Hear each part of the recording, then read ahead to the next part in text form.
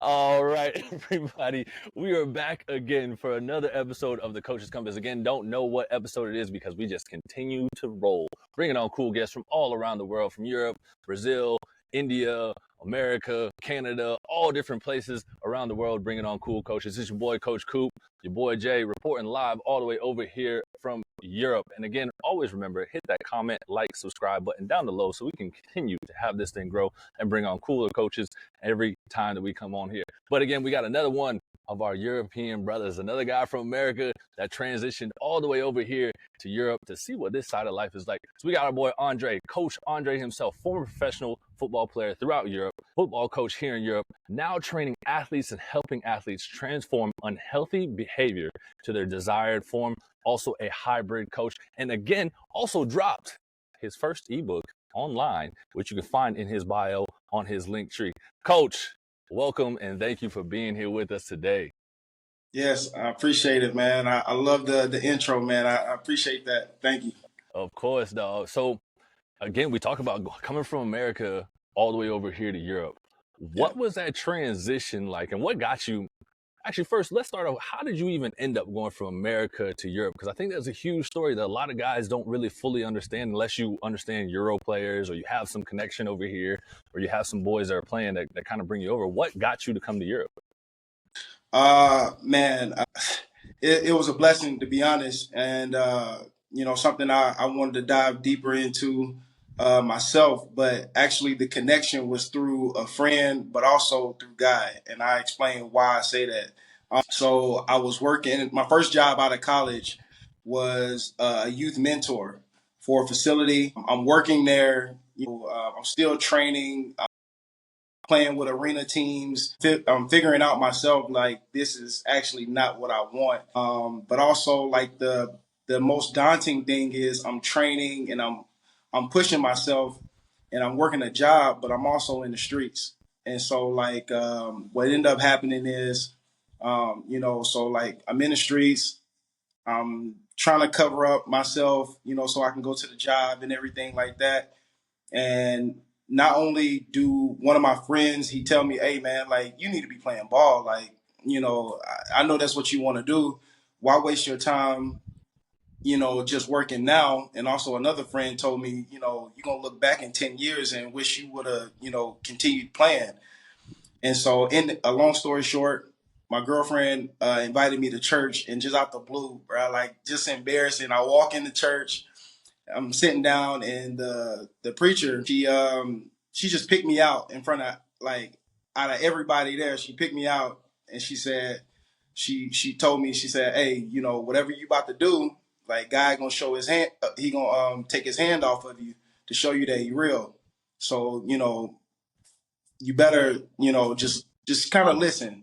And I was about to make what I thought was gonna be a big move, a money move. I guess I was trying to fulfill myself with money because I wasn't playing on the field. And so, yeah, man, I basically said, you know what, I'm going to go ahead and not do that. And as soon as I said that, I linked up with my friend that said, hey, I can get you on the field. Linked me up with some people on Euro players. They called me, and bro, it was just like 2 weeks I was on the field. Like one of their running backs had just got picked up by, I want to say, Pittsburgh. He was trying to, he wasn't decided, and he ended up going to the NFL. And the team that wanted him ended up calling me, bro. I couldn't even explain it. I couldn't even explain how it worked, but that was my my way of coming to Europe. And bro, I didn't look back ever since. Like it was just too unreal. So I didn't look back. Shit, I mean, we all know that feeling when you first get over here and you taste that little bit of freedom and you're like, shit, like, That yeah, too. the level of ball might not be that high, but man, Yeah. it's a peaceful life over here, right? Yeah. You talk about leaving the streets and then coming over here. Where was your first stop over here? I guess me being the curious mind and the open mind that I am, I really didn't look forward to anything. I just came. I was just kind of fascinated with like these villages that they still have, and like the languages, and the way people move. And I came over here. I'm always looking over my shoulder. I'm just trying to feel myself out. But after a while, I realized I can kind of, let my shoulders down and breathe. And so, like, from there, man, like I said, I didn't look back, and I really embraced all of it. No matter where I went, I always embraced. So where was how many years did you play here? Like how many years did you play in Europe? How many places did you play at? And then Mhm. when did you start the coaching career? So I played from 2013 to 2021 was my last year. I played in Germany. I played in Czech Republic. I've also played in France and Finland. So 4 different countries. Loved every minute of it. I think I played. I've only played 1 year with 2 seasons, and that was when I played with France because they started in January, and I ended up leaving France after the year and going to Czech Republic. So I played 2 seasons. But after, let's see, maybe 2 years of being in Europe, I was almost called to like just start coaching for the youth. So that's how I started actually coaching. I was asked to do it, and I was very, I guess, appreciative and thankful for the opportunity. And from there, it kind of just grew from being a youth coach for young kids to being U17 to OCN. One of my teams. Let's see, that was in Germany. 2019, I was the OC and a player, and from there, I went from just OCN and just playing my part in my player role or my coach's role. So then what was it like, going from, hanging up the cleats and then being full-time coaching now, right? Because that's a hard transition. I mean, I'm just now going through it. Jay will be going through it eventually soon. Mm-hmm. How was that transition and how did you handle it? How did you cope with not being like a competitor anymore on the field to now you're on the coaching side and you're trying to build that competitive edge? Because it's different here in Yeah. Europe. Like we talk about all the time, like a lot of these kids don't need football to go to college here, right? Like if Mm-hmm. you're in the Scandinavian countries, like college is free. I know there's a certain like smaller payment that you have to make in some of the other countries to go to college, but it's not like as strenuous as what we go through in the States to be Right. able to get that higher level of education. So what was it like to try to transition into coaching and then kind of get your athletes to understand what it takes to be like a truly like a high level football player?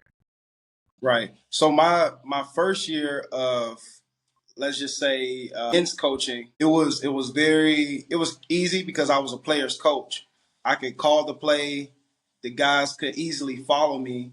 The year that I actually just became the OC, that was difficult because now I have to take my own personal competitiveness out of the game, stressing the guys like how much it means to me versus, how much it means to them. Like I said, like these guys, it's given to them. They don't have to worry about, the number 2 or the number 3 guy on the depth chart to come get their spot. So like I'm not only coaching and teaching these guys, but um I have to try to pull back and just coach, which is so hard to do. Like when you transition from just a player to coach, you really have to take your competitiveness out of it. Now you can show that you can show that in different ways, but as far as when you're teaching these kids or teaching these young men certain things, you gotta really pull back and just hold it in. You can't really, because they won't understand. They don't understand, for one, how much it means to you and what it did for you. Two, I always say like it's just there's no other option. You gotta go hard, and so like I don't know. For me, it's just like another man across from another man. I gotta win. Me trying to do that while I'm coaching and talking to players, like you really can't do it the same way. And then you go into, also, I guess we can say health and wellness, strength and conditioning coaching. What what led you down that path? Because I mean, obviously we all can coach football. Maybe not Yeah. to the best of ability and all the top coaches, but like we know stuff to help these Europeans on. But you go on to the other side of things that is a little tricky over here, right? In a field that's not as, I would say, not as respected in our sport as it should be over Yeah. here. How was that like to kind of get guys to buy in and navigate through that, and what got you interested in it? Well, that kind of goes back into like my philosophy, and that's just I want to I break down a lot of different basics and the fundamentals of kind of how I wasn't the most talented. And so when I'm talking to different athletes or training different athletes and trying to get them not to do certain drills or training super fast, it's not about that. It's about like these little things, maybe something in their ankle or something in their knees or something in their hips to kind of give them the edge. Because this is what made me a great athlete.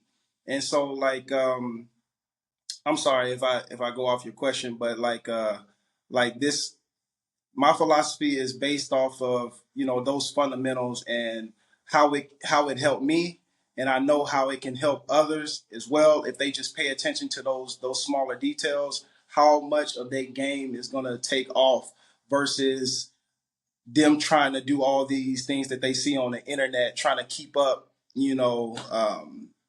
with all these fads. The fads are kind of, one of the things that kind of we always hit on it, right? Like Instagram is such a big thing Mhm. nowadays that everybody kind of like focuses on and kind of says that they're like learning from and stuff. How have you, man, how have you tried to get people away from the fads and also like just kind of stick to the basics, right? Because that's kind of where we all start at, right? Like we all start from a basic point until we Yeah, get to an elite level. Coming over here, that's kind of tough though, because a lot of these guys want to just like follow yeah, the fads and get to that, like be at that elite level before they've even built a foundation. How yeah. have you helped them build the foundation? Yeah, so what I've learned is use the fad as the goal. So like what I would do is I would use the fad. Hey, I see you like that, but do you know how to do it? Let's break it down and break it down from every single point to where they can feel themselves doing it. Whether it is like I like to say, like I always kind of equate everything to dancing, especially let's use ladder drills. Everybody want to go through the ladder super fast and all this, but they can't dance. So like I'm challenging them to do certain things. They can't do it. I'm like, all right, well let's take the first step. Now let's do the second step, and let's do the third step. And before you know it, they realize like, okay, like take it slow first. So use the fad as a goal. You're not gonna get it away from them. Social media is everywhere. So as long as you can break it down to them in a pace where they see some progress, yeah. And I guess that's the learning curve for the coaches as well. So yeah. Right, I love that approach where it's just like whatever the what they're trying to get accomplished is probably the same thing as Mhm. something else that you can do with something else, but taking a different route to go about that. With regards to like the fads, what do you see anything like on like the nutrition side that maybe like a fad or things that they think that they may do that may not be optimal for them that you have to do maybe some more so like education wise with regards to nutrition? Yeah, like you see these low carb, low fat type fads or intermittent fasting and things like that. Yeah, I mean the approach, you gotta help them understand like what they're actually trying to accomplish.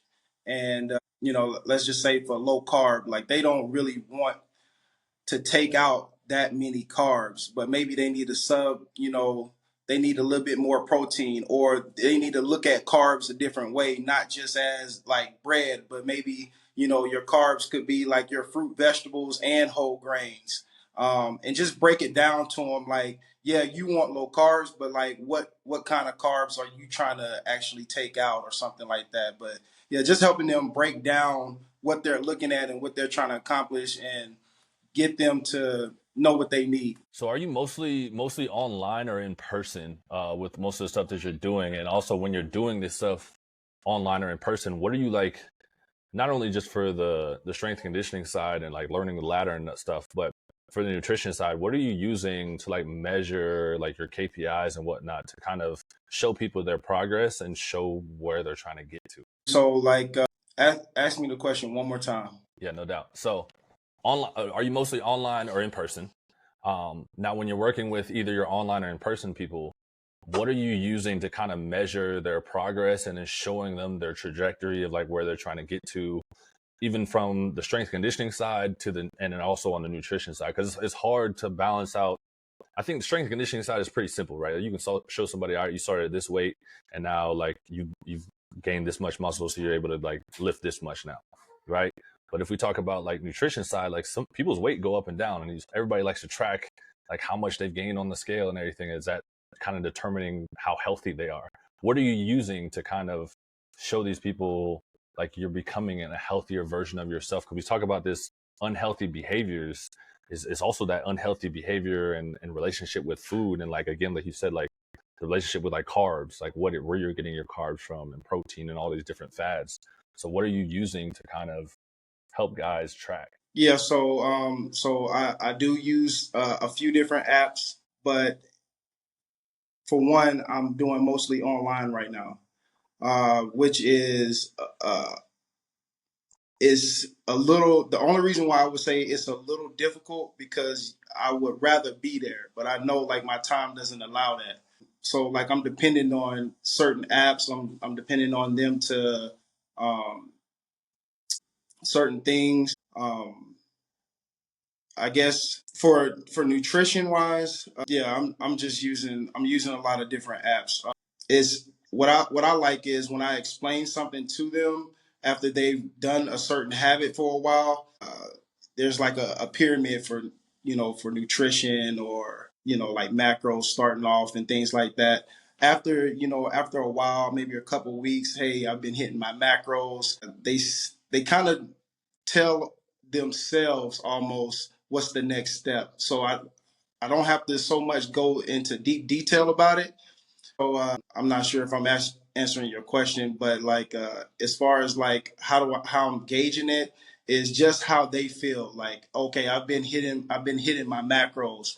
Okay, I noticed that um, maybe I've been using let's just say I've been eating bread, but I feel like a little lighter when I get my whole grains through oats because it's probably a bad example, but it's just details that they tell me is that lets me know that I can move on. It's really just about me listening to them, how they feel, and usually how they feel is letting me know like, okay, I can take the next step. It's kind of hard for me to explain that, but yeah. That No, makes no, sense. for I sure. wanted to ask you too because I feel like a lot of Americans come over here and they go to like grocery stores and they're not at Walmart and they're like, what the hell am I looking at? So like especially for you, like when you came here, just like even still now, like I'm sure like maybe Americans look to you and just like, hey, what should I be eating? Because the produce section or just like the grocery store in general here is just very different. It's just like what were like what were some big challenges for you when you first came here from obviously our grocery store back in America to like to here? Not really a big challenge. I'm just looking around like how small are these grocery stores like, and yeah, it's not the same food. So that's one thing that I try not to preach too much with my clients, but like your environment is everything. Like our environment is, mine back home, I would say is soul food, barbecue, all these different type of foods. But we're not realizing, especially when you're an athlete, like, you almost have to separate yourself from all that. Like that's not going to be your longevity. Your longevity. So when I tell people to walk into the grocery store, you need to spend probably, I would say, almost 65 to about 70% right there at the produce section. Like go ahead, stay in the produce and stay on the outside aisles. If you get in the middle, if you spending too much time in those middle aisles, hey, it's a wrap. It's a wrap. So I tell people all the time, like, when you go in there first, make sure you have a list. If you ain't got a list, you gonna spend extra money. And I know we all trying to keep money in our pocket. But make sure you have a list. Make sure you stay majority in that produce section, whether it's fruits, vegetables, herbs, different things like that, and hit those outside aisles where you might get some meat and things like that. Maybe some drinks or something like that. But you probably want to spend like maybe 10% of your time in those middle aisles, for sure. And what's it like for your like onboarding process to get athletes like kind of signed up, and then kind of what are you going through to kind of see if they are fit for you, or if like you fit what their mold and like how they're trying to go? Because I know that's the hard part with being online, is like you want to take on a bunch of clients, right? You want to take on whoever wants to work with you, but also you got to see if it's a good fit for you and them, because might get somebody that's super bought in, that like wants to go all in on their nutrition and their strength and conditioning and all that stuff. But then you might get somebody that they're just kind of testing the water to see like what the price tag is. Yeah, so you're right. Not everybody is for you. Like I said, I really want to work with athletes. Not saying that I won't, because there is some weekend athletes. There's retired athletes that I love working with.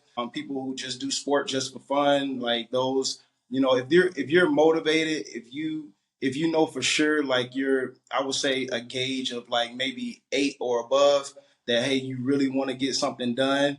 I'm here to help you, and that can be somebody that just wants to get their shoulders back healthy to swing a bat, or maybe their hips and their spine enough to swing a golf club. I'm there to help. The As far as the onboarding process, so I'm just looking at just a few different things. Just of course, like for me, is the spine again, like their shoulders, from how far they can move their head side to side, and then down their back to their hips. What does their hips look like? What do their feet look like? Because we know that's a big part of being a healthy athlete, or being healthy enough to move. Like because all of these things work together. So once I have a good look at that, and I see how you move, I see that you're cleared, especially if you had an injury. See if you're cleared to continue, and hey, I'm pushing the paperwork for you to sign, and we're on. How hard is it to tell the person like, nah, you're not a good fit for me, or nah, we probably shouldn't be working together? Because I mean, that's another part of coaching. Like you gotta, like you said, you gotta realize like not everybody is for you to work with. What is it like to tell somebody like, hey, like maybe you should go to like a different coach or something like that? Because I think a lot of us coaches get into we're almost like chicks with like bad dudes, right? That want to fix them, right? And we want to be like the person that says, hey, we did what it took to get them to be a good person, or whatever it may be. Yeah, What is it like to be like, nah, I just got to step away from this person, and like we're just not a good fit? yeah. Honestly, that's something um, I'm still going through, but it's really not hard if you tell them straight up, like, hey, like I don't feel like you're motivated enough at the moment, or I don't feel like like you said, like you're a good fit. I wouldn't push them away totally. Just say, hey, like if you need to, you can come back in a month or two when you feel like you really want to get this done, or if you so have the finances or whatever. I mean, I wouldn't totally push them away, but that's my way of not shutting them down completely. But I mean, you have to do it, otherwise, like your time is going to be it's going to be spoiled, basically. Gone. No waste. Yeah. Not a waste of time, but you know what I mean. Like our time is money. Like how much time that we have in a day. There's 24 hours. You got clients that are really focused, honed in, and want to get everything. And then you got that one person that you're kind of begging and like kind of pulling their arm to kind of do what you And I can want.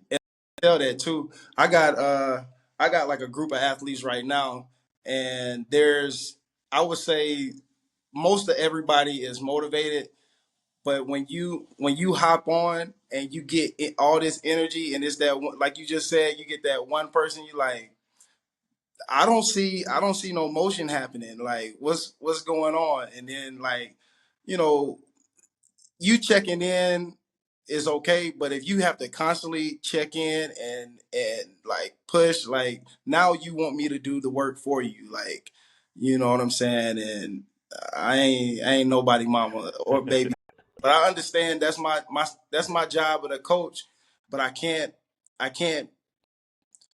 be that spirit for you, so to speak. I hope you understand what I mean. Like I can't be that driving force for you.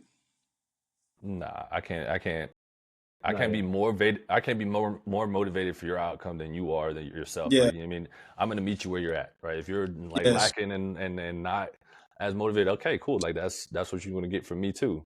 Like, I can push you a little bit, but there's only a certain amount of limit. Like I still got to put my energy on other people that are fully motivated too. You know what I mean? So how much are you using your energy now? With that, like how much? Because you've been in Europe now for a good minute. How Mm. much do you think Europe has the infrastructure to kind of, do what we're trying to do, but also from a standpoint of, does it have the capability of holding a big time, sports facility or a sports performance place where athletes can go and train together? Or is it more built for online training? You know, I wanted that to happen so bad that I think it's tough because of the mindset of these different, I don't want to say like countries, but like everybody have their own mindset. And you mean like as Europe as a whole? I would probably say Europe as a whole, because I mean, is there that? So if because you've been to Germany, you've been to France, you've been to Finland, like you've been to Czech Republic, is there really that much difference? And we look in the just in the football world, is there that much difference in how people are training and how they approach football and whatnot? Unless you're like in the ELF or a high, like at the top division in your league, or if you're in the top, and if you even say those top divisions, if you take the top four teams, like yeah, you have a bunch of, not even a bunch, you got your handful of players that are fully Yep. invested in football. Right. Like and then you look at like the bottom and the rest of the leagues that are going on, is there a space for a sports performance place? Like you said, you wanted it for so long. Jay and I have talked about it so many times about, does Europe have the placement for a sports performance place for athletes to go train at, like we do in the States? Like if we look at the States, like you go to every state, there's not Yeah. just like your local gym and like a place that everybody goes to. There's like sports performance places that are just like built for speed, combine training, athletes to go for their off season. Like does it have that over here? That would be lucrative. That too. I think now there is hope. I think now there is hope simply because of the bigger league is now with everybody. Now before, no. But I will say now there is hope for that to happen because there's more players from different countries ending up in different places. So this, I think that is going to allow like maybe that same group of people to be able to go to one spot and train. As far as like in a different country, I just think the mindsets are different.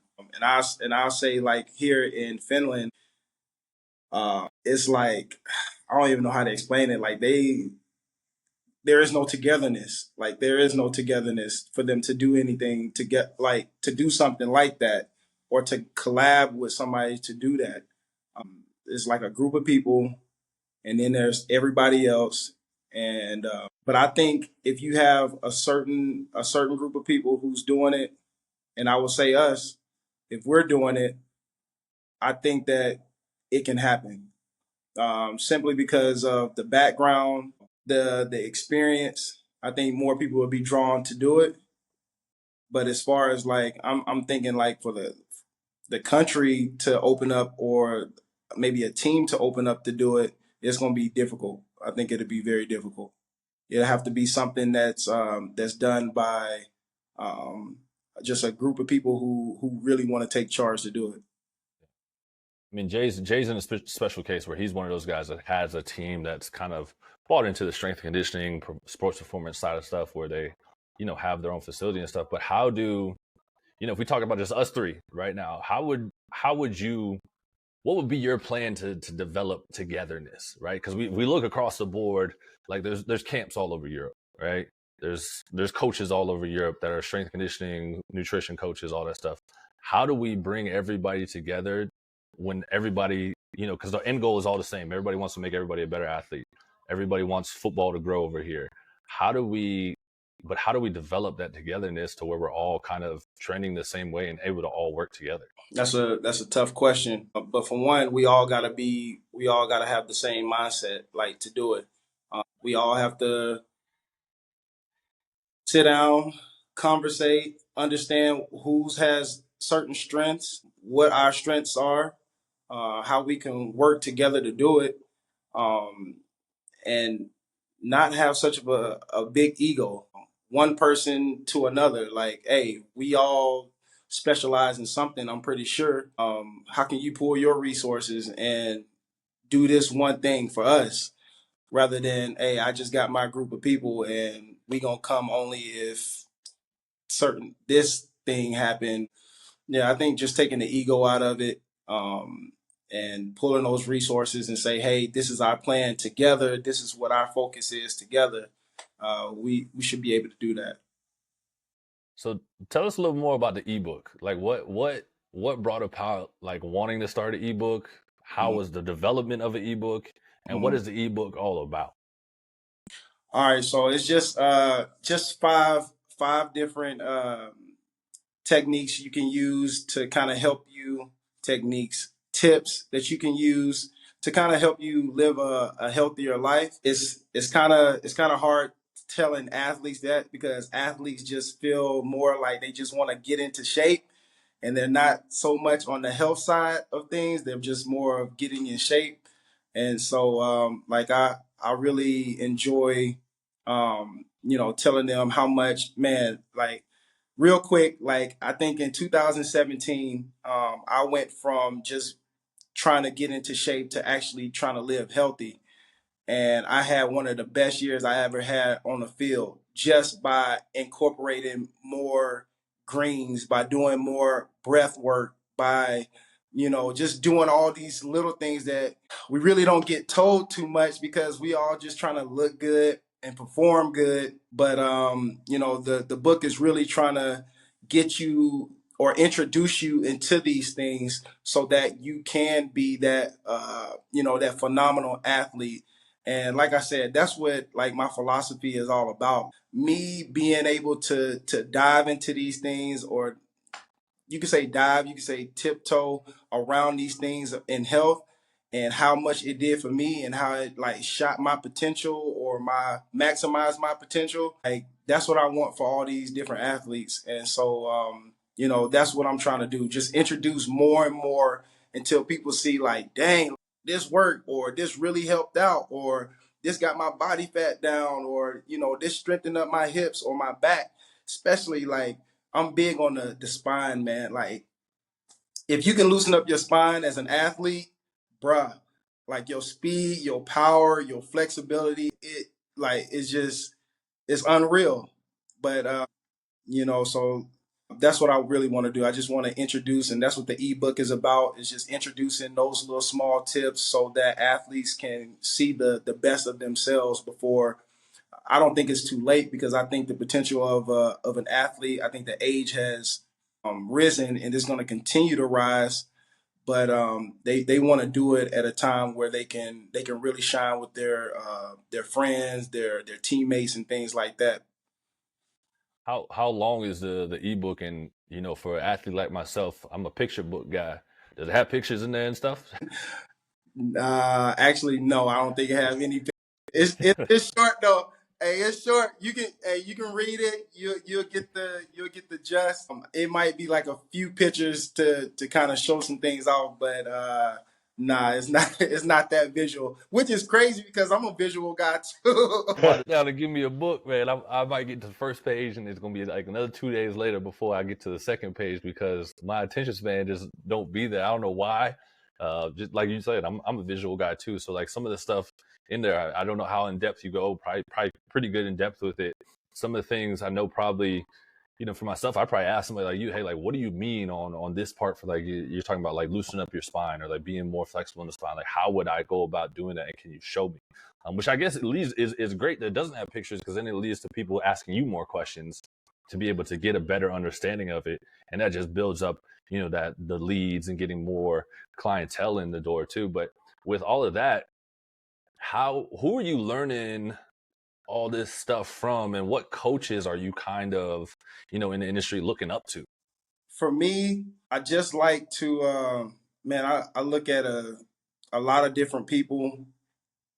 I just, like I said, I've always just been a curious person. I love practicing. I think like the word practice is not like looked at enough. If you look at like what practicing is and how much you can get out of it, I just think it's very important. That's what led me to write the ebook.